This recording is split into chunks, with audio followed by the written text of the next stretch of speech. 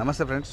తెలంగాణ రాష్ట్రంలో హైదరాబాద్ చుట్టుముట్టు రంగారెడ్డి జిల్లా అంటే టోటల్ రింగ్ రోడ్ చుట్టుముట్టు భూముల వాల్యూ పెరగతో ఎక్కడైతే తాత ముత్తాతల కాలం నుంచి దళితులు భూములు ఉన్నారో, ఎక్కడైతే చదువుకోని దళితులు కూలినాల దళితులు ఉన్నారో వాళ్ళకి జరుగుతున్న అన్యాయాలు, కేసీఆర్ పరిపాలనలో ధరణి వచ్చిన తర్వాత జరిగినటువంటి అన్యాయాల గురించి చూస్తే ఇన్ని అన్ని కావు.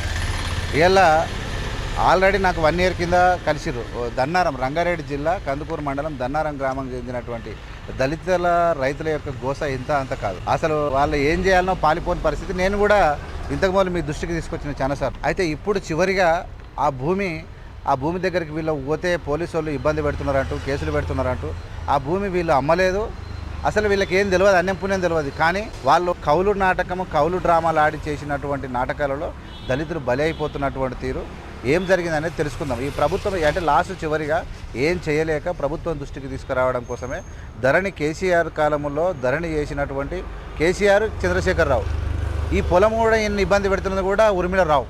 ఈ రావుల యొక్క ఆరాచకం ఇంత అంతనా, నిజమా అబద్ధమా ఏందనేది మీరే చూస్తున్నాం. బ్రదర్ చెప్పండి, ఏంది మీ ప్రాబ్లం? దన్నారం గ్రామం, కందుకూరు మండల్, రంగారెడ్డి డిస్ట్రిక్ట్. ఏమైంది మీకు? మా తాత మంద బుచ్చయ్య 1954 నుండి మా తాత సాగు చేస్తున్నాడు. మాకు పీడిదారులం మేము.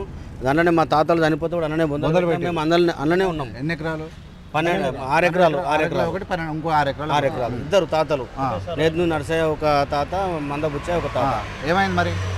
ఏమైంది, మేము అమ్మలే భూమి ఉరిమిల నేను కొన్నా, మీరు మీ భూమిలోకి వెళ్ళి జరుగురు అని చెప్పి మమ్మల్ని తిప్పలు పెడుతుంది. మేము భూమి కాడుకోతే నా తన కొత్త పాస్బుక్లు వచ్చినాయి. నాకు మేము అమ్మని ఎట్లా వచ్చినాయి అమ్మ అంటే వచ్చినాయి అని చెప్పి దొంగంగా సృష్టించుకొని వచ్చి మమ్మల్ని ఇబ్బంది పెడుతుంది. పోలీసులు వాళ్ళ దగ్గర పాస్బుక్లు ఉన్నాయి, ఆమెకు ఆర్డర్ ఉంది, మీరు ఎవరు రావద్దు భూమి కాడికి, మీరు వస్తే బండి ఎవరు చేస్తాం మేము అని చెప్తున్నాం. మాకు భయమైంది సార్, మేడ కోట సుడిపోతాం, ఏడ పోలీసులు తిరుగుతాం మేము. అసలు మాకు భూమి లేదు. 6 ఎకరాలు మాకు. 6 ఎకరాలు మాకు ఏం లేదు. మా తాతల బొందలు కూడా ఉన్నాయి అందులో. మా భూమి అయినప్పుడు మేము బొంద పెట్టుకున్నాము. ఆమె భూమి ఆమె 2006లో కొన్నా అని చూపిస్తుంది రికార్డు చూపి సార్ 2008లో కూడా మా తాత బొంద పెట్టినాము. ఆమె 2006లో ఉంటే మేము 8లో బొంద ఎట్లా పెడతాం? ఆమె 2006లో కొని 2017లో కబ్జాకు వచ్చి ఏదో కళ్ళు నాటకం ఆడి మా దగ్గరకు వస్తారు. ఏం చేయాలి మేము? అసలు మేము ఎక్కడ పోలేం పరిస్థితి. మేము అసలు ఎవరికి చెప్పినా కూడా మా బాధ తీరతలేదు. కనీసం తెలంగాణ మా ప్రభుత్వం వచ్చింది, ప్రభుత్వం కొంచెం మాకు న్యాయం చేయాలని చెప్పి మేము మనవించుకున్నాం సార్. చెప్పండి, మీ పేరు ఏం పేరు? నా పేరు మంద కృష్ణయ్య, తండ్రి పేరు జంగయ్య. మా యొక్క తాత మంద బుచ్చయ్య 6 ఎకరాలు, నేదు నరసయ్య 6 ఎకరాలు కొనుక్కురు. 1974లో అప్పుడు బాండ్ పేపర్ మీద కిషన్ రావు ఆల్రెడీ నేను ఈ భూమి అమ్ముతున్నా దళితులకు అని చెప్పి రాసి సంతకం పెట్టి బాండ్ కాయం ఇచ్చాడు మాకు. అప్పటి నుండి మేము భూమిలో దున్నుకుంటూ సేద్యం చేసుకుంటూ అదే భూమి చూసుకుంటూ వస్తున్నాం. ఈ భూమి తప్ప మాకు ఎలాంటి భూములు లేవు. అందుకని ఈ భూమి మాకు తెలియకుండా ఉర్మిళ రావాలంటే అమ్మ నేను ఈ భూమి కొన్నా చేసినా అని చెప్పి మా మీద కేసులు పెట్టి పోలీసులతో భయభ్రాంతులకు గురి చేసుకుంటూ మమ్మల్ని కోట్ల చుట్టూ తిప్పుతుంది, మమ్మల్ని ఇబ్బంది చేస్తుంది సార్. ఈ భూమిలో గోరీలు ఉన్నాయి, శ్వాసన వాటికలు ఉన్నాయి, ఎన్నో వ్యవసాయ బోర్లు ఉన్నాయి. ఈ భూమి 74 నుండి మేము ఆ భూమిలో దున్నుకుంటూ చేసుకుంటూ పంటలు వండించుకుంటూ వచ్చినాము. రాణిస్తలేదు, ఇబ్బంది పెడుతుంది. పోలీసులతో భయపట్టించి భయభ్రాంతులకు గురి చేసి పోలీసులు వచ్చి మమ్మల్ని అరెస్ట్ చేసి లాకప్ చేస్తారు. ఈ భూమి దగ్గర పోతుంది అని చెప్పి దయచేసి న్యాయం చేయండి సార్. మాది కూడా దన్నారం విలేజే. మేము విలేజ్ మాజీ వార్డ్ నెంబర్ను. మాది ముద్రాలు. మా గురించి తెలుసు. పొలం పక్కనే ఎస్సీలే మా వాళ్ళే ఇల్లు. వీళ్ళు చేసిన అమాయకత్వం ఏంటంటే ఉర్మిళ అంటే ఆమె మామూలు వ్యక్తి కాదు. ఆమె 2004లో మంచి ఏకన లేదు కానీ టాలెంట్ మోసాలు చేయనీక ఎమ్మ మీద అవి ఏం ప్లాన్ చేసిందంటే ఈ దళితులు ఎక్కడుర్రు, ఈమె ఎక్కడెక్కడ ఉంది, ఈ దళితుల భూమి ఎక్కడ ఉంది, వీళ్ళు వాస్తవానికి రియల్ ఇంకో దగ్గర భూమి లేదు, సస్త పొంది పెట్టిన కూడా జాగలేదు. గ్రామ పంచాయతీలో పనిచేశారు, రోజు కూలి చేస్తే మా అంటే 500. నిజం రియల్ గా వీళ్ళదే, వీళ్ళ తాతలు తెలుసు, వీళ్ళ తండ్రులు తెలుసు. ఆమెకి ఎట్లా ఫ్రాడ్ చేసింది, ఆమె తయారుగా చూసింది ఏ విధంగా చేయాలి, వేరే సృష్టించి తయారు చేసింది, ఒకరిని తయారు చేసింది, ఒకరిని తయారు చేసుకొని ఇది భూమి మీది కాదు ఇది ఆంది అనేది ఒకటి తయారు చేసింది, వీళ్ళని భయపెట్టించింది చేసి అరే మీ పొలం కాదురా అని చెప్పి వీళ్ళని భయపంతలకు గురి చేసి పొలం గుంజుకుంది దగ్గరికి నుంచి. ఏమో మేధావి ఈ ఒకటే కాదు, ఆమన్గల్లా చేసింది, కందుకూరు మండలంలో 4-5 2004 సందే ఈమె చాలా పొలాలు గుంజుకుంది. ఈ పోలీస్ చట్టం ఏం చేస్తుంది, వాళ్ళు ఎక్కడ పోయినా వీళ్ళని భయపడతా గురి చేసి లోపడేసి చాలా మందిని చేసింది, వీళ్ళతో పాటు చాలా మందిని చేసింది, చాలా తయారు చేసిన 100 ఎకరాలు సంపాదించుకుంది. మామూలు ఊరు గ్రామ ప్రజలందరూ గ్రామ ప్రజలకి ఇదే లొల్లి పెడుతూ ఉన్నారు. ఊరలందరూ అమ్మ నువ్వు గొంకోళ్ళ దగ్గర పైసలు వెళ్ళి రైతుల దగ్గరికి ఎందుకు వచ్చినావు, నువ్వు అంటే కదా పోలీసు తీసుకొని వస్తుంది, మేము ఊళ్ళకి వెళ్ళి రానియకపోతే అక్కడ వేరే ఊళ్ళకి వెళ్ళి పాట తీసుకొని వస్తుంది. చాలా హుషారు.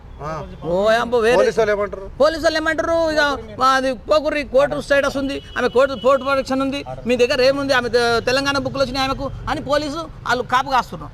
వీళ్ళని రాణిస్తలేరు దగ్గరికి. నేను పోతే నన్ను లోపల చేసిర్రు, నన్ను అరెస్ట్ చేసిర్రు, నేను పోతే నా మీద కేసు బుక్ చేసిర్రు. తోటి మనుషులు మా ఊరు గరీబ్ లాగమైతురు అని పోతే నన్ను తీసుకుపోయి జైలు లేపించింది. మా ఊరి మీద తక్కువ మీద అవి కాదు, ఈమె అంత చూసేదే ఇటు చేదేలేదు. ఈమె ఏడికైనా సిద్ధమే.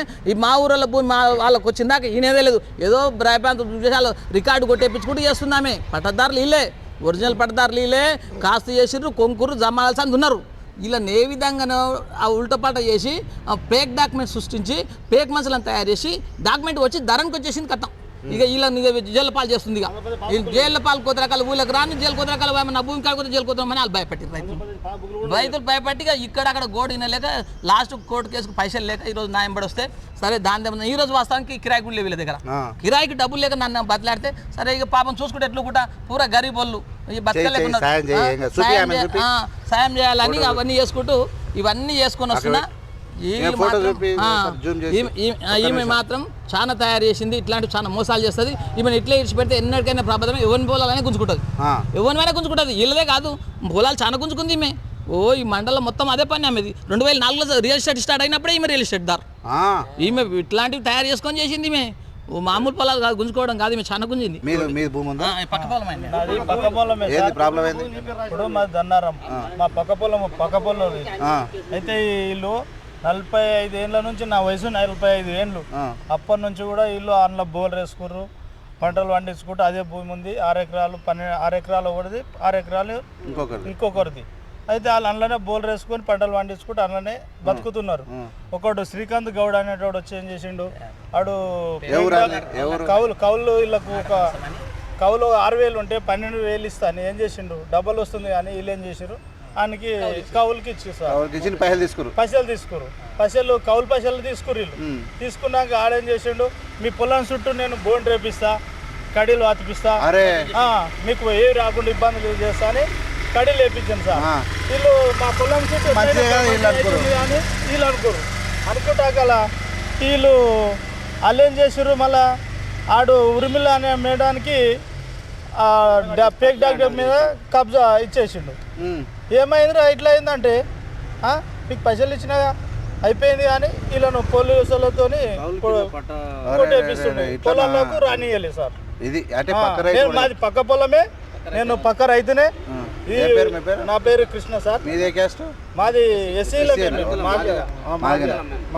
Okay right. ఇది అంటే వీళ్ళ దగ్గరికి వచ్చిన తర్వాత నేను కూడా అంటే ఏదో గాలికి వీడియోలు చేయడం కాదు, ఖచ్చితంగా తెలుసుకున్నాం. మేము కూడా వీళ్ళని అడిగినాం, మీకు అర్థమైంది కదా. అంటే వీళ్ళతో నేను చెప్పి రాసుకుంటే ఫస్ట్ కిషన్ రావు ఎవరు మొట్టమొదటి భూమి ఉన్నటువంటి పట్టదారు ఉన్నాడు ఆయన. అయితే ఆయన కిషన్ రావు కన్నా ముందు నుంచే వీళ్ళు కాస్తకాలంలో ఉన్నారు, వీళ్ళు పొలం దున్నుతున్నారు. అప్పుడు ఏం చేసారు, మునుపటి నుంచి ఎప్పుడైనా తెలంగాణ రాష్ట్రంలో భారతదేశంలో ఎక్కడైనా సరే ఏముందో పేరు అది దున్నేవాందే భూమి వచ్చినప్పుడు ఇమీడియట్గా అందరు పాస్బుక్లు ఇష్యూ చేసారు కదా. అప్పుడే కిషన్ రావు ఉన్నప్పుడే వీళ్ళు కాస్తకాలంలో ఉన్నారు. ఎవరెవరు మంద వెంకటే, మంద బుచ్చే, మంద మైసే, జంగయ్య వీళ్ళందరూ ఉన్నారు. ఈ కిషన్ రావు తాన్నే వీళ్ళు ఏం చేశారంటే కొనుగోలు చేసారు భూమి 650 రూపాయలకి వీళ్ళు కొనుగోలు చేసారు. వీళ్ళ వారసత్వం రాను ఏం చేశారంటే ఇది సాదాబాయినామాల మీద 2007-8లో ఇంప్లిమెంట్ చేసుకున్నారు. వీళ్ళు 2008లో పాస్బుక్లు వచ్చినాయి వీళ్ళకు. పాస్బుక్లు 2017 వరకు కాస్తకాలంలో వచ్చారు వీళ్ళు. అయితే ఇందులో ప్రభాకర్ రావు కొడుకులు 4 ఉంటే అందులో ఈ రంగరాజన్ అన్నతోడు ఏం చేసినంటే ఒక డ్రామా ఆడాడు. మరి ఒలిమిలకి ఏడగలిచాడు, ఈయన రావు కాబట్టి ఏమన్నా కలుసుకున్నాం తెలియదు. కలుసుకొని ప్లాన్ వేసారు. ఈ ప్లాన్ వేసి ఈ భూమిని జీపీఏ చేసుకొని రిజిస్టర్ ఒకడొకడు కాదు ఇద్దరు చేసుకున్నారు. ఈ 12 బాలరాజు గౌడ్ అని ఒక ఆయన, నరసింహ ఆయన ఇద్దరు వీళ్ళు చేసుకుని ఉర్మిళరావు కూడా అమ్మిరు. ఉర్మిళరావు అమ్మిన తర్వాత ఈ 6 ఎకరాలని రంగరాజన్ అనేటువంటి వ్యక్తి ఫస్ట్ ఒక ఫాదర్ పేరు మీద పెట్టిండు. ఫస్ట్ రంగరాజను నరసింహ ప్రభాకర్ రావు అని పెట్టి తర్వాత వేణుగోపాలరావు అని పెట్టి, అంటే ఫాదర్ నెంబర్లు చేంజ్ చేసుకుంటూ వీడు భూములు అమ్ముకుంటూ వచ్చిండు. అంటే దొంగ డాక్యుమెంట్లతో చేసిన నిజమైనటువంటి భూమి దున్నుతున్నటువంటి 4 తరాలుగా భూమి తున్నటువంటి రైతులను ఖతం చేసి ధరణి వచ్చింది. ఆ టైంలో వీళ్ళకి తెలియనప్పుడు చదువురాని రైతులకు దళితులకు జరిగినటువంటి శాపం ఏంటంటే ధరణి వచ్చినప్పుడు ఏం చేశారంటే వీళ్ళని పక్కకి పెట్టేసి పాస్బుక్లు తెచ్చుకోరు. ఆ తెలివితేటలు ఉపయోగించి వీళ్ళని ఇలా సుక్కలు చూపిస్తూ ఉన్నారు. నిజంగా కంటికి పుట్టడి ఏడుస్తూ ఉన్నారు. వీళ్ళకి ఏం గతి లేదు. ఆ ఉన్నది బోల్ వేసుకొని భూమికి ఎలగొడితే ఆ కూలి లేదు, నాలి లేదు. ఏం చేయాలని అర్థం కాక లబోదిబా ఏడుచుకుంటూ ఉన్నారు. ప్రభుత్వం ఉపాధి పని కూడా బంద్ అయింది. పోలీసులు సుమోటోగా తీసుకోవాలి. పోలీసులు government should take suo motu and take action against her why she entering and looting the people Dalit people. So government should take as a suo motu this case and solve immediately problems of the Dalits. ఒకవేళ ఈ problem solve కాకపోతే పెద్ద ఎత్తున ఈ అంశం మీద దళితులందరూ ఈ విషయం మీద పెద్ద ఎత్తున పోరాటం చేసే అవకాశం ఉంది.